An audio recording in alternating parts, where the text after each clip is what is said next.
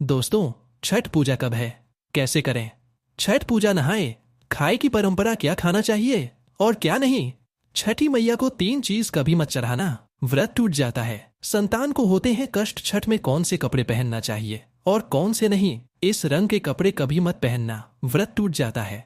छठी मैया को किस चीज का भोग नहीं लगाना चाहिए और छठ व्रत में कौन सी गलती नहीं करना चाहिए? और यदि जिनके घर के पास नदी या तालाब या गंगा या समुद्र नहीं है, तब वह क्या करें? और साथ ही जानिए 3 ऐसी महिलाएं हैं जिन्हें छठ का व्रत नहीं रखना चाहिए, छठ पूजा नहीं करना चाहिए। घोर पाप लगता है, व्रत टूट जाता है, उल्टा संतान को जीवन भर मिलते हैं कष्ट। और यदि आपने छठ पूजा में यह कार्य कर लिया, यह उपाय कर लिया, तो आपको दुनिया की कोई भी ताकत करोड़पति होने से रोक नहीं पाएगी। प्राचीन जानकारी चैनल के घर के सदस्य भी, घर की महिलाएं भी यह कार्य जरूर करती हैं।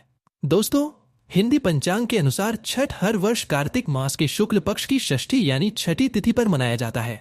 यह हमेशा दीपावली के 6 दिन बाद पड़ता है, जो नहाए खाए की परंपरा से प्रारंभ होता है। यह व्रत करने वाले व्रत भारी 36 घंटे तक निर्जला व्रत रखते हैं, जिसके बाद छठी मैया की आराधना और सूर्य देव को अर्घ्य देने के बाद इस व्रत का समापन किया जाता है। यदि संतान आपकी बार बार बीमार पड़ जाती है, सर्दी, खांसी, जुकाम, बार बार अस्पताल में बच्चा भर्ती होता है, उसके इंजेक्शन बार बार लगते हैं, बच्चों के शरीर पर सूजन आ जाती है, पैर में तकलीफ, शरीर में तकलीफ, तब ऐसे समय में उस स्त्री को छठ पूजा अवश्य करना चाहिए। जिसकी संतान को कष्ट मिलते हैं, तब छठी मैया की कृपा से छठ माता स्वयं उस संतान की रक्षा करती है। छठी मैया बहुत प्यारी है, संतान की स्वयं रक्षा करती है, परिवार की रक्षा करती है। परिवार में कभी विपदाएं नहीं आती। छठी माता का हृदय इतना कोमल है जिसकी आप कल्पना नहीं कर सकते। खासकर संतान दीर्घायु होती है, परिवार खुशहाल होता है, जीवन भर इतना सुख घर में बरसता है जिसकी आप कल्पना भी नहीं कर पाएंगे। छठी माँ ब्रह्मांड की माँ है, संसार की माँ है, संतान की माँ है। जो सच्चे दिल से एक बार छठी मैया को प्रसन्न कर लेता है, समझो उसने 7 बार पृथ्वी की परिक्रमा कर ली, गंगा स्नान कर लिया, धार्मिक यात्रा कर ली, देवताओं की परिक्रमा करना माना जाता है। छठ पूजा 2025 शुभ मुहूर्त कार्तिक माह के शुक्ल पक्ष की षष्ठी तिथि 27 अक्टूबर 2025 को सुबह 6:04 से शुरू होगी और 28 अक्टूबर 2025 को सुबह 7:59 पर समाप्त होगी। दोस्तों, सबसे पहले हम यह जानते हैं कि ऐसी कौन सी महिलाएं हैं जिन्हें छठ पूजा नहीं करनी चाहिए।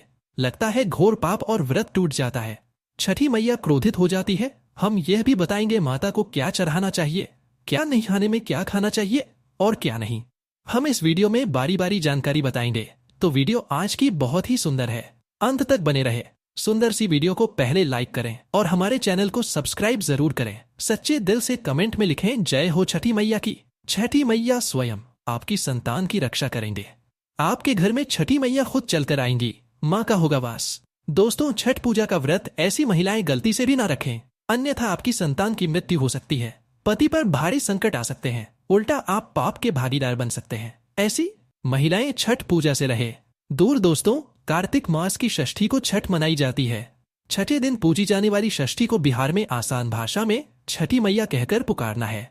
यह त्योहार अपितु महाराष्ट्र, झारखंड, उत्तर प्रदेश तथा पश्चिम बंगाल, यहाँ तक कि विदेशों में रहने वाली महिलाएं भी भली भांति इस पर्व को मानती हैं। मान्यता है कि छठ पूजा के दौरान पूजी जाने वाली यह माता सूर्य भगवान की बहन है, इसीलिए लोग सूर्य को अर्घ्य देकर छठ मैया को प्रसन्न करते हैं। वहीं धर्मशास्त्र और पुराणों में माँ दुर्गा के छठे रूप कात्यायनी देवी को भी छठ माता का ही रूप माना जाता है। छठ मैया को संतान देने वाली माता के नाम से भी जाना जाता है। मान्यता है कि यह पर्व संतान के लिए मनाया जाता है, खासकर वह जोड़े जिन्हें संतान की प्राप्ति नहीं हुई है, तो वह छठ का व्रत रखते हैं। वहीं सभी अपने बच्चों की सुख शांति के लिए मनाते हैं। लेकिन क्या आप जानते हैं, कुछ ऐसी महिलाएं भी हैं जिन्हें छठ पूजा का व्रत गलती से भी नहीं रखना चाहिए। यह सबसे बड़ा घोर पाप माना जाता है। महिलाएं ऐसी गलती कभी ना करें, तो चलिए जानते हैं। देखिए, सबसे पहले अपनी राशि कमेंट बॉक्स में जरूर डाल दीजिएगा। यदि आपकी राशि के अनुसार हमारे पास कोई उपाय होगा, तो वह आकर हम आपके कमेंट के रिप्लाई में बता देंगे। और हाँ, एक लाइक जरूर करें। जय हो छठी मैया की। दोस्तों, शास्त्रों के अनुसार जो लोग अधूरी शादी करते हैं, वह शास्त्र का अपमान करते हैं। अधूरी शादी जैसे कि कोर्ट मैरिज और शादी के बिना ही संतान की उत्पत्ति कर देना सबसे बड़ा पाप है। ऐसे में छठ पूजा का व्रत ऐसे लोगों को अपनी संतान के लिए कभी नहीं रखना चाहिए, क्योंकि आपने हिंदू रीति रिवाजों के अनुसार 7 फेरे नहीं लिए हैं। और वहीं बिन शादी के जब ऐसे लोग साथ में रहते हैं तो समाज में ऐसा रिश्ता कलंकित होता है। दोस्तों, बहुत से लोग ऐसे हैं जो भागकर शादी करते हैं और परिवार को दुखी कर देते हैं, माता पिता को समाज में कलंकित कर देते हैं। उनका प्रसाद हमेशा ऐसे चूल्हे पर बनाएं जिसे ताजी लेपा गया हो। यदि गैस पर बना रहे हो तो गैस स्टोव को अच्छी तरह से धो लें। पहले से बने चूल्हे पर कभी प्रसाद न बनाएं, इसके लिए नया चूल्हा ही बनाएं। दोस्तों, नंबर 4, सूर्य को अर्घ्य देने से पहले कभी भी भोजन ग्रहण ना करें।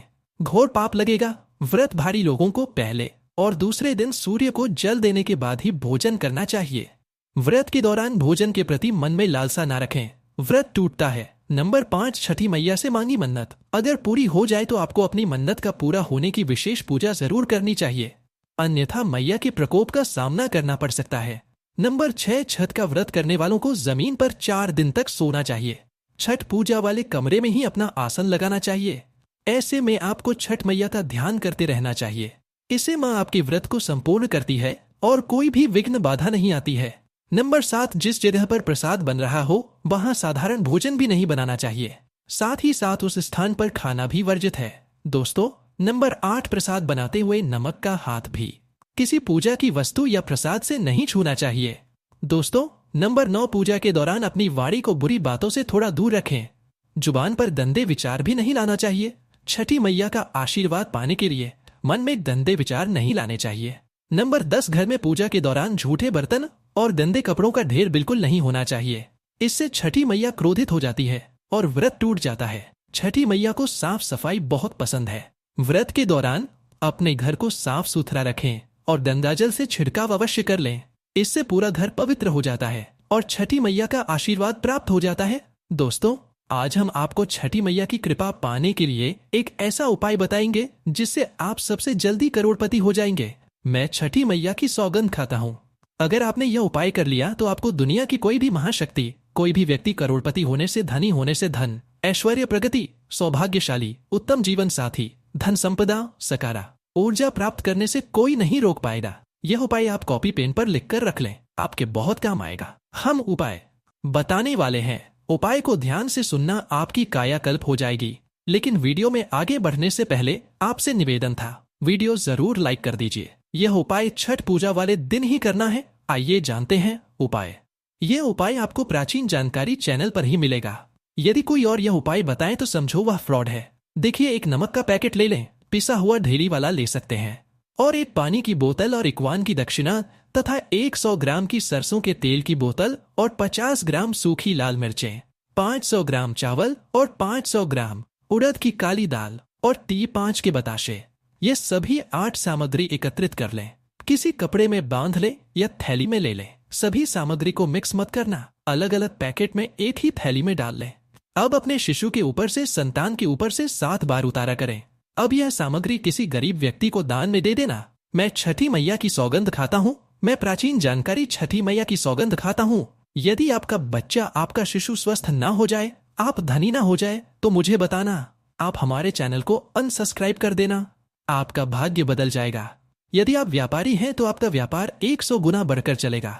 यदि आप स्टूडेंट हैं तो आपका मन पढ़ाई में खूब लगेगा, सरकारी जॉब लगेंगी, संतान की प्राप्ति होगी, विवाह में हो रही देरी तो वह भी पूरी हो जाती है। यदि बीमार व्यक्ति आपके घर में कोई हो और खाट पर पड़ा है तो उस बीमार व्यक्ति के ऊपर से इसे 7 बार उतार देना या दान कर देना, वह तुरंत ठीक हो जाएगा। यदि व्यापार मंदा चल रहा है तो गल्ले के ऊपर से 7 बार उतारकर इसे दान कर देना, बहुत फर्क पड़ेगा। दोस्तों, यह उपाय हम भी जरूर करते हैं और हम अवश्य करेंगे। हमें छठी मैया की कृपा साक्षात प्राप्त हुई है। यह उपाय सैकड़ों साल से हमारे बुजुर्ग करते चले आ रहे हैं और यह उपाय मैं अवश्य करता हूँ। आप यह कार्य पूर्णिमा अमावस्या पर भी कर सकते हैं। दोस्तों, एक और महा उपाय, आप नदी या तालाब या समुद्र के तट पर अवश्य जाएंगे। छठ पूजा के लिए तो यह उपाय आपके सोए हुए भाग्य को चमका देगा। आइए जानते हैं। देखिए, छठी मैया की पूजा के लिए आप तट पर अवश्य जाएंगे। तब आप अपने साथ में एक तांबे का सिक्का या चांदी का सिक्का अवश्य हाथ में लेकर जाएं, और जब आपकी पूजा संपन्न हो जाए तब छठी मैया का यह मंत्र बोलकर इस सिक्के को पानी में प्रवाहित कर देना, विसर्जित कर देना। मंत्र है ओम ह्रीम ह्रीम सूर नमः। इस मंत्र को 3 बार बोलना है और सिक्के को जल में विसर्जित कर देना। फिर आप देखना, लंबे समय से जो परेशानी चली आ रही थी वह दूर हो जाएगी। लंबे समय से जो घर में बीमारी थी दूर हो जाएगी। लंबे समय से घर में जो गरीबी थी, किसी का श्राप लगा था, संतान बीमार है, वह ठीक हो जाएगी। आपके जीवन में ऐसा परिवर्तन आएगा जिसकी आपने कल्पना भी नहीं की होगी। यह बहुत ही गुप्त उपाय है, किसी को बताकर ना करें, चुपचाप करें। छठी मैया बहुत प्रसन्न होती है। यदि आप यह उपाय किसी को बताना चाहते हैं तो आप कॉपी पेन पर उसे लिखकर दे दें, आप उसे न बोलें। बड़ा विशेष चमत्कारी उपाय है यह। सिक्के का यह उपाय बहुत ही गुप्त उपाय है, आपको रंग से राजा बना देगा। बस इस उपाय का ढिंढोरा ना पीठे गुप्त तरीके से कर देना। दोस्तों, आप में से कौन कौन छठी मैया का आशीर्वाद पाना चाहता है तो सच्चे दिल से कमेंट बॉक्स में लिखे जय हो छठी मैया की। छठी मैया के लिए एक लाइक तो बनता है। माता पिता को रुलाते हैं, परिवार को रुलाते हैं, समाज को बदनाम करते हैं, ऐसे लोग पूरे जनजीवन समस्त संसार के लिए श्रापित हैं। देखिए, परिवार को रुलाकर हमेशा रिश्ते अनर्थ ही होते हैं, रिश्ते जुड़ते नहीं हैं। इसीलिए जो लोग भागकर शादी करते हैं और कोर्ट मैरिज कर लेते हैं, 7 फेरे नहीं लेते हैं, हिंदू रीति रिवाज के साथ शादी नहीं करते, विवाह नहीं करते, तो उनके लिए यह व्रत उचित नहीं है। 7 फेरे का मतलब होता है आपने अग्निदेव का आशीर्वाद लिया, 33 कोटि देवी देवता का आशीर्वाद लिया, माँ बाप का आशीर्वाद लिया, परिवार का आशीर्वाद लिया, समाज को सम्मान दिया। मतलब अब आप पूज्य योग्य हैं, आप भगवान की सेवा कर सकते हैं। आप कोई भी व्रत आदि परंपरा के साथ कर सकते हैं। यदि जिस स्त्री को हल्दी ना लगी हो, जिस पुरुष को हल्दी ना लगी हो, ऐसा विवाह भी अशुभ होता है। शादी में हल्दी अवश्य लगना चाहिए, तभी ही आप व्रत आदि रख सकते हैं, पूजा पाठ कर सकते हैं, किसी भी मांगलिक कार्य में आप शामिल हो सकते हैं। इसीलिए ऐसी स्त्री किसी भी धार्मिक कार्य में तभी सफल व शामिल हो सकती है जब वह अग्नि के साथ फेरे ले ले। ऐसी शादी को ही शास्त्रों में सर्वश्रेष्ठ माना जाता है। ऐसे में अगर आपकी अधूरी शादी है तो आप छठ पूजा कभी ना करें। आपके ऐसा करने से छठी मैया का अपमान माना जाएगा और आपको पाप लग सकता है। दोस्तों, शास्त्रों के अनुसार इस व्रत को सच्चे मन से रखना चाहिए। अगर कोई महिला शौक में यानी बेमन से इस व्रत को रखती है तो उनके पति या संतान की मृत्यु या उन पर कष्ट आ सकते हैं। सच्ची श्रद्धा के साथ छठ पूजा का व्रत रखना चाहिए। इस व्रत के सफल होने से संतान सुख की प्राप्ति होती है, संतान को कष्ट कभी नहीं आते। छठी मैया करती है, रक्षा घर परिवार होता है खुशहाल। जो लोग छठ पूजा करते हैं तो छठी मैया उनके इर्द गिर्द, उनके घर के आसपास सदैव घूमती रहती है, उनकी रक्षा करती है, उनकी संतानों की रक्षा करती। जो बांझ महिलाएं हैं उन्हें संतान सुख की प्राप्ति देती है, लेकिन सच्चे हृदय से ही माता को पुकारे। दोस्तों, छठ पूजा करने से सैकड़ों युगों के फल की प्राप्ति होती है, परिवार में सुख समृद्धि धन की प्राप्ति होती है। छठी ही मैया की पूजा से सभी मनोकामनाएं होती हैं। पूरी वही को न्याय और पुरुष भी छठ पूजा कर सकते हैं। छठ पूजा का फल कई लाख गुना प्राप्त होता है। इससे व्यक्ति के सभी पाप खत्म हो जाते हैं और सुख समृद्धि की प्राप्ति होती है। छठ पूजा का व्रत पूरा करने से स्वयं छठी मैया आपके पूरे घर की रक्षा करती है।